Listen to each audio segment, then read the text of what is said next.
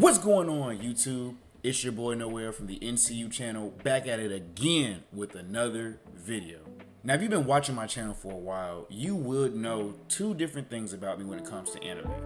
One, that I love One Piece. I've been watching One Piece for about a year or so, literally blitzing through it, telling you my experience from at least post-time skip, because that's when I actually started making content on One Piece, and I've literally just been in love with it since. Something else that you should know about me, if you don't already, is that my first anime that I ever watched was Naruto. Me watching Naruto started off with one of my best friends literally introducing me, because we sat back, we were at recess, he was sitting in the corner reading manga. I'm wondering why he isn't playing tag, and when I saw that cover of Naruto in his tail beast form, this is when Naruto was fighting Sasuke as kids in the Valley of the End, I was like, yeah, I need to figure out what this is. My love for Naruto is so deep to the point where I even got the Anbu logo tattooed, but I also had it mixed in with Madara Sharingan because that's my favorite character in Naruto. Nevertheless, with this video today, it's kind of a callback to when I started creating my channel, at least more so reinventing my channel. When I first started making content on YouTube, I didn't know what I really wanted to do. I wanted to do skits at first, I wanted to do gameplay commentary, then I started doing hair product reviews because I had waves at that time. And unfortunately, you can't see those videos on this page currently, mainly because they got taken down due to music. A lot of the copyright-free music I was using came from YouTube, and then once I actually started using it, getting the views, everything seemed perfectly fine. Over time of not uploading, not knowing what I wanted to do with my channel, eventually somebody bought the rights to that music, and then it got copyrighted. After that, I started watching some of my more favorite content creators now, being that Swag Kage, Midnight Dre, NC Hammer, Classic Man D, things of that nature, and I'm just like, why don't I focus on things that I really like, your animes, your gaming, your comics, as well as some wrestling. With that being laid out, I decided to go back to watch some of my older videos, considering I get notifications when somebody likes one of my older videos, and I saw what I started with and said I want to expound more upon it. So in today's video, we're gonna be doing a callback to that. That's why this video is titled, Why Haki is Better Than the Sharingan. But before we get into the video, if you guys don't mind, please liking the video, subscribing to the NCU channel, and turning on notifications. Doing this lets me know how much you really enjoy my content, especially more of my longer form content, and as well as me trying to learn how to edit a bit more, I will do what I can to also still put out more of that content because it will definitely be a motivator. But of course, no pressure, because you viewing this video at all is something meaningful to me, so I appreciate you for even stopping on by. But with all of that out of the way, let's get into the reason why you actually clicked on this video. Haki, the Sharingan, let's talk about it. So for starters, when it comes to how this video is going to go, I'm gonna let everybody know right now, this is not a power scaling video. I will not be sitting back saying, oh my god, so the Sharingan has done X, Y, and Z, Haki has done X, Y, and Z, it is this more powerful and things of that nature. One of my earlier videos on my channel, more so earlier long form videos that wasn't podcast related, because originally I wanted to start this channel as a podcast, I did a what if Doflamingo was in Attack on Titan. With that being stated, I actually love the creativity, the practicality of what it is when it comes to writing characters and how things are formed within their world. So I'm not really big on power scaling.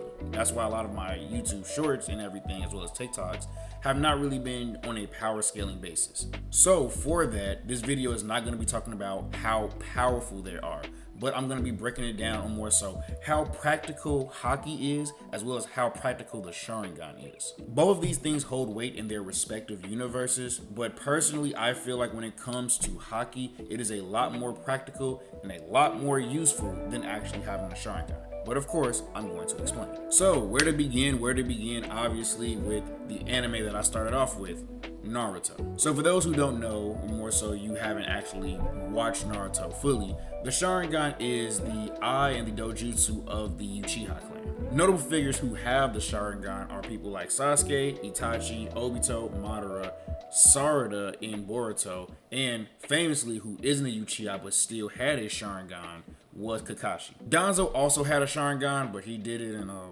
very bad way, so But hey, we can still count him too. Nevertheless, Tobirama told us that the progression of the Sharingan usually comes with a very, very high level of emotion. Usually during the Naruto era, it was usually based off of pain. Whether it was great pain, great hatred, great sadness, we saw the Sharingan evolve from 1 Tomei to 2 to 3, and then eventually Mangekyo Sharingan. One of the biggest notorieties, of course, when it comes to having the Sharingan is being able to use Genjutsu. When basic level Genjutsu is casted on somebody, the world around them changes. We can see this when non-Sharingan based Genjutsu was casted on Itachi when he fought Kurenai, and she literally had him wrapped around in a tree before she almost hit him with a kunai. But when it comes to things like high level Genjutsu, that's in a different league of its own. Itachi had Kakashi in Genjutsu that literally had him getting like this for 72 hours within the Genjutsu, but in the real world, it only lasted about a second or two. You have people such as Obito, who had the Mizukage under Genjutsu and literally started the whole Blood Mist village. And then, of course, you have people like Shisui with Koto and Matsukami, who literally can sit there and give total mind control, period. When it also comes to upgrading your Sharingan, you get a very unique ability for yourself. For Itachi, it was Amaterasu, or basically black flames that cannot be put out. For Sasuke, it was being able to have flame control. And then I believe for Madara, it was him having limbo clones, but I may be wrong about that. Having the Mangekyo Sharingan puts you in a league of your own when it comes to Uchiha members.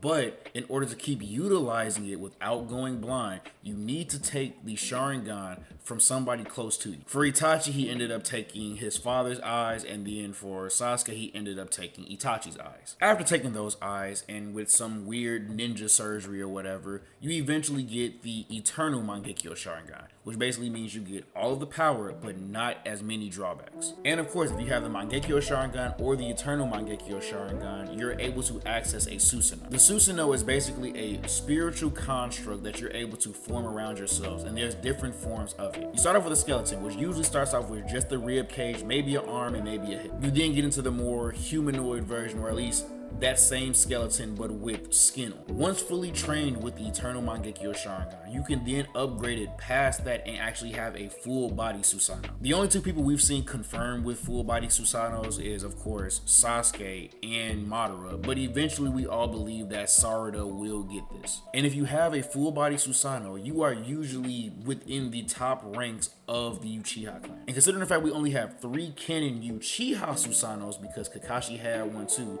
yeah, there's obvious reasons why Itachi, Sasuke, and Madara ranked as high as they did. Afterwards, if you really want to get into a higher tier, you will then need to sit back and get some sort of Senju Chakra or so in order to evolve your Sharingan into the Rinnegan. I believe that after you have the Rinnegan, you may be stuck there, mainly due to the fact that the only person we actually ever saw swap from the Sharingan to the Rinnegan back and forth was Madara, and he's just a different breed. And Sasuke has a 6 Tomei Rinnegan, and we've never seen him switch back at all. So again, maybe it's just a Madara thing, but if not, then A. But also that still does speak to the fact that the Rinnegan is very, very rare to get. With all of that being stated though, now we get into the One Piece area, where we talk about Haki. When it comes to One Piece, Haki is this mysterious spiritual energy and power that everybody technically has, but not everybody is actually able to utilize or unlock. It takes an extreme amount of training and extreme amount of willpower to actually be able to utilize and actually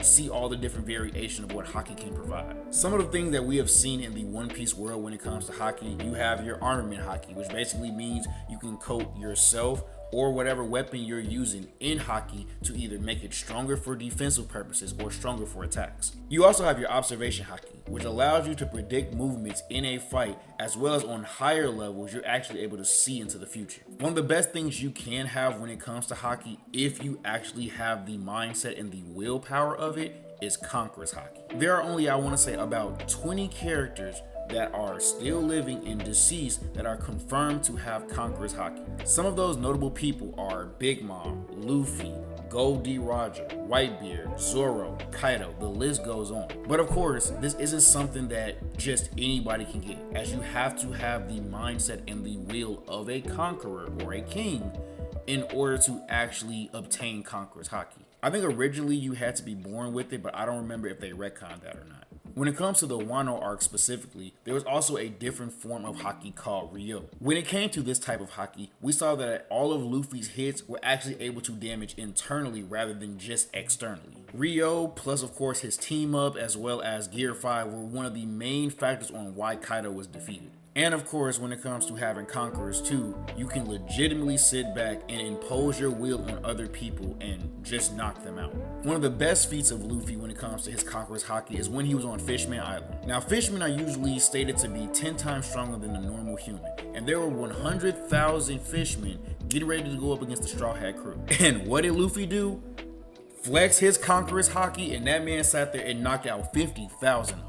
That, if anything, will push anybody to sit there and want to have the will of a conqueror to learn Haki. But with all of the background laid out, now here's to answering the question on why I believe that Haki is much better than the Sharingan. To lay this out, I'm going to put you, the viewer, in two different scenarios. Scenario 1, you are a Uchiha and you have access to being able to upgrade all the way to the highest level of the Sharingan. And of course, scenario 2, you are a pirate in the One Piece universe, or if you want to be a Marine, you can be a Marine too. And you're able to train up to the highest level of Haki that we currently know of. So to get it out the way, let's start with all the drawbacks that I see when it comes to the Sharingan. Drawback number 1, you have to go through an immense level of emotion in order to sit back and actually unlock it. Everything before Boruto, we saw that it was stated that a great level of pain had to go within that person, whether it was hatred or sadness, to unlock their Sharingan. Sarada is the only outlier, as she actually showed a lot of love when it came to Boruto, and then she unlocked her Mangekyo Sharingan. But to not go down the darker path of it and whatnot, let's say you do find an immense level of love to be able to really awaken your Sharingan. Just like Haki, you're going to have to train for it, and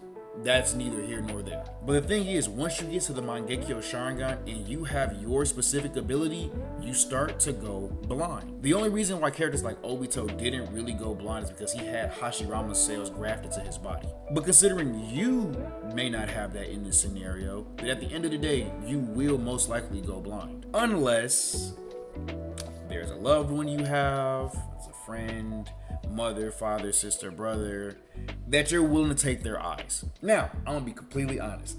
I joke around with my friends all the time when it comes to saying, if I had a Sharingan and they had a Sharingan, hey, you're gonna probably have to give it up. But even then, you're still going to have to sit back and find a way to take somebody else's eyes, unless they just willingly give it to you, which a lot of people are not going to, in order to sit back and then get the internal Mangekyo Sharingan. Even when it comes to the aspect of having a Susanoo, Sasuke stated that literally using it made all of the cells in his body hurt. Personally, I don't understand how that kind of pain feels like, but the way he explained it doesn't feel that good. And then of course, you're gonna have to sit back and then train all the way up when it comes to getting your eternal Mangekyo Sharingan, as well as when it comes to having a Susanoo. And even once you get to that factor of it, if you want to get the Rinnegan, you have to find a way to find Senju Chakra or Hashirama cells.